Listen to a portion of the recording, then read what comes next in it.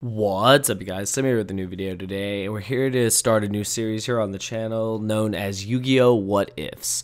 And it's basically where we're going to change things that have happened in the game. We're going to give other scenarios, other options for things that have taken place in our game, and we're going to talk about the impact that they would have. And I feel like we should start this series with one of the biggest, probably most disputed things in the game of Yu-Gi-Oh! And it of course revolves all around STRATOS. So for the first episode today and the start of this series, which I hope will be a continuing series here on this channel, we're going to ask the question, what if elemental hero STRATOS was never banned? That's right, you guys. What if STRATOS remained at 1? What if STRATOS never needed to be freed? What if STRATOS was still in play and still able to be used at 1 in 2018 in our current format in Yu-Gi-Oh? What impact would it have and why?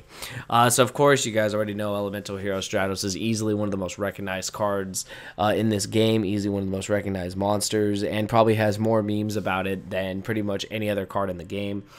Freeing STRATOS has been an ongoing cause for years, and unfortunately we are still unsuccessful. STRATOS is still banned, while in the OCG for some reason it's at 2. We're going to talk about just like the impact STRATOS would have if it was still, legal at 1 in the format.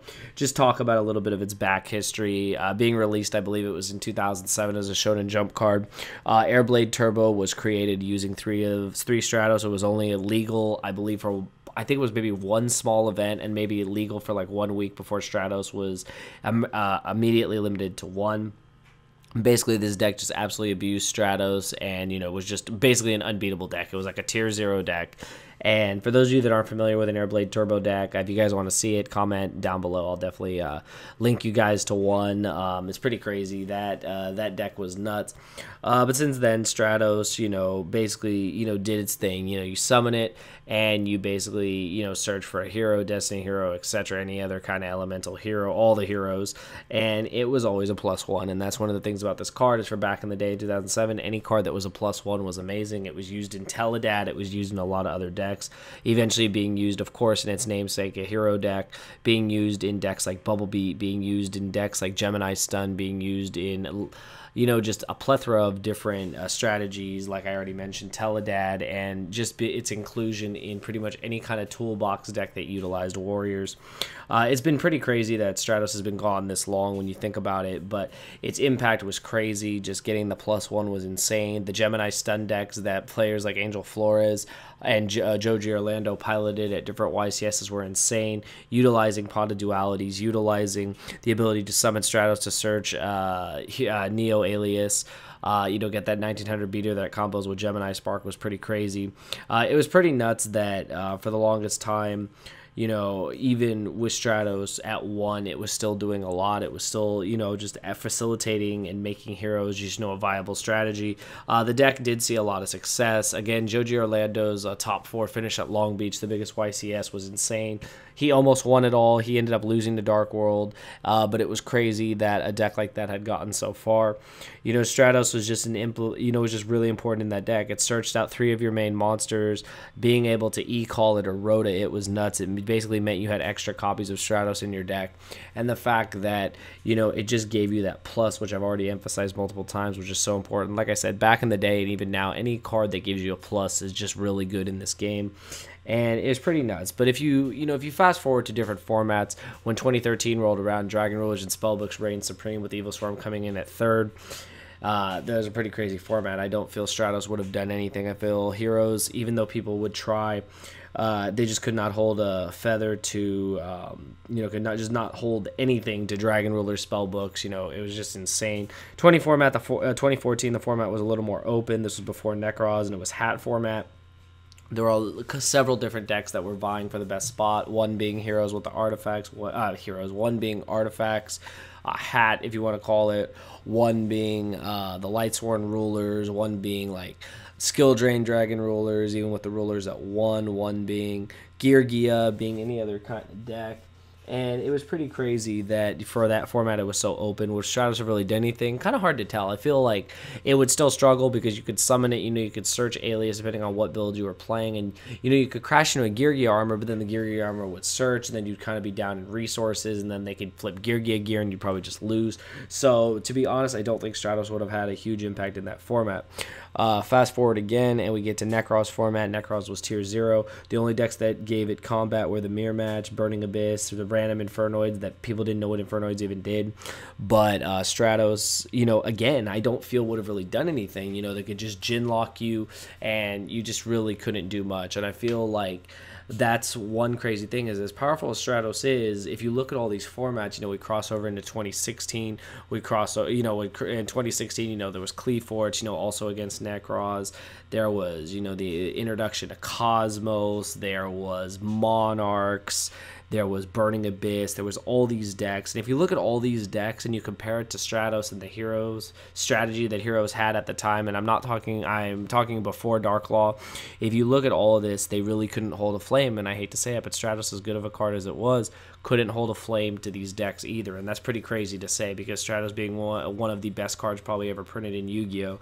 It's crazy that, the way decks had power crept, just the general, summon a monster, get another monster, get a +1. It was just not enough in these formats. You could go forward even more, go into Zoo format, go into this current format. Would Stratos really do anything? We'll get into that more towards the end of the video, but looking at what Stratos' impact was, I don't feel that it could have really impacted any of those formats. Now, bring in Dark Law, bring in Shadow Mist, bring in Mass Change, bring in all of that, and that changes a lot of things. Dark Law is an absolute force to be reckoned with, and to this day is still a force to be reckoned with. For those of you that don't know, Michael Forner, he's a really well-known Yu-Gi-Oh player. Actually, I believe made top 16 of the European Championship, which just took place this last weekend. I believe he did it with the deck known as Hero Phantom Knights, Hero PK. Hoping he profiles the deck. If you somehow see this video, please profile that deck. I think we all want to see it. It's pretty nuts. It's the fact that he's utilizing Dark Law even in 2018, and the fact that Dark Law is still a force to be reckoned with means that if Stratos was around, it would add more to that strategy. You could just summon it. You could search Shadow Mist. You could search whatever hero you want. If you used Hero Lives, you could bring out your Stratos, you could bring out your Shadow Mist, mostly your Shadow Mist. You could bring out Shadow Mist, search the Mass Change, you could summon the Stratos, search again, just get all these pluses, just get this advantage on your opponent. Would have been crazy. I think where Stratos would have shined the most, though, was actually before Master Rule 4. If those of you are familiar with Totally Heroes, it was actually a really crazy deck. And the fact that, you could make Bahamut Shark, you could make Totally Awesome. If you had Stratos in the mix, this deck would be even more crazy. I feel like it would have taken home more wins. I feel like it would have done more. Dark Law in combination with a Toad and with other things was absolutely nuts. It was so hard for the opponents to answer, as to where they had to play cards like Book of Eclipse. They had to use the multiple board wipes and stuff just to be able to withstand, a field like that. And with Totally Awesome, you could just negate that stuff, and then your opponent would just pretty much not be able to play the game. It was pretty crazy. I feel like had Stratos been around for that, Heroes would have really shined. Now you get into Master Rule 4 with all the Link monsters, and Dark Law is still a force. You can still stick Dark Law in your extra monster zone, but you could also link away. You could link away and make a Zolde. I know a Zolde being utilized in Goki, basically the same thing. You could use it with Heroes, and you have your Rhoda, you have your ability to search, you have your ability to make a Zolde, you have your ability to special. You have all these things, and it would continue to push the deck even further. And I think it would be really interesting to see what would have happened had Stratos not been banned, to answer this question. In this current format, right now, in the format we're in, the Goki, Trickstar Sky Striker, Pure Sky Striker, Burning Abyss, Paleozoic, Dinos, random decks, would Stratos really do anything? And I hate to say it, I don't think it would do enough. I'm not saying it would do nothing, but I feel it would not do enough. I feel like even though Dark Law is a force to be reckoned with, I don't feel pure heroes with Stratos would be able to do enough.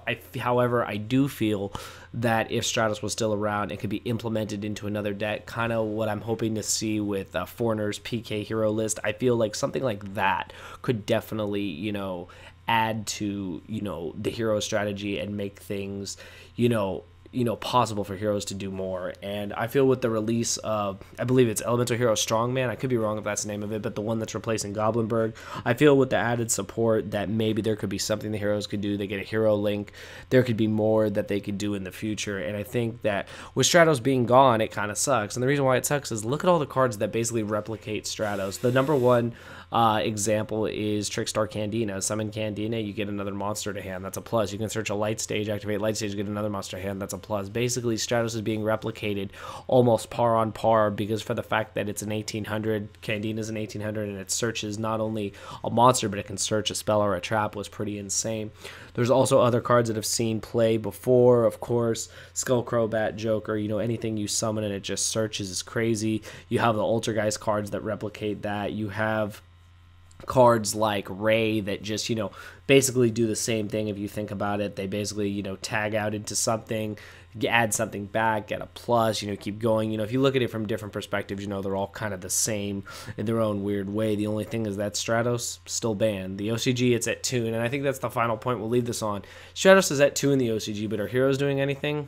Not really. Does that mean they wouldn't do anything in the TCG? I wouldn't say that. I feel that the TCG loves their heroes so much that I feel that they would find a way for things to work. I think one of the cards that they would try to work around with is the hero, the Honest Neos or whatever, because that's like an added form of, you know, not only utility but also protection and an amount, a massive amount of damage that could be dealt to the opponent. So overall, I always will wonder what would happen if Stratos had never been banned. What if Stratos stayed at 1? And do I have hope that Stratos will come back one day? Yes, of course I do. Along with pretty much every other Yu-Gi-Oh player who plays this game, we all hope to one day see Stratos free. And again, I will open the comments up to the main question of this video. What do you guys think would happen if Elemental Hero Stratos was never banned? That's pretty much all I got, you guys. I hope you guys enjoyed this video, this first episode, and which I hope will be an ongoing series on the channel. If you enjoyed the video, be sure to show your support by leaving a like. Let me know any other Yu-Gi-Oh what ifs you would like me to include. I'll also be posting ideas in the community tab, but I'd like to hear from you guys. Not only what do you think would happen if Stratos never been banned, but other Yu-Gi-Oh what ifs you'd like to see here on the channel. But that's all I got for you guys today. I hope you guys enjoyed it, and thank you for watching.